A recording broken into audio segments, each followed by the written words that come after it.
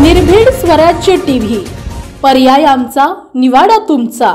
बीड जिल्ह्यातील मस्साजोगचे सरपंच संतोष देशमुख यांची हत्या करणाऱ्या आरोपींना तात्काळ पकडा, हा खटला फास्ट ट्रॅक कोर्टात चालवा अशा मागण्या घेऊन आज बुलढाण्यातील सिंदखेडा राजा येथे मराठा समाज बांधवांकडून राजमाता जिजाऊ यांचे जन्मस्थान राजवाडा ते तहसील कार्यालय असा मोठा मोर्चा काढण्यात आला।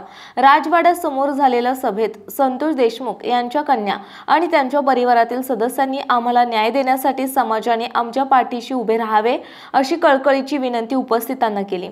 यावेळी माजी मंत्री डॉक्टर राजेंद्र शिंगणे आणि समाजातील अनेक प्रतिष्ठितांनी संतोष देशमुख यांच्या मारेकरांना शिक्षा झालीच पाहिजे अशी मागणी केली।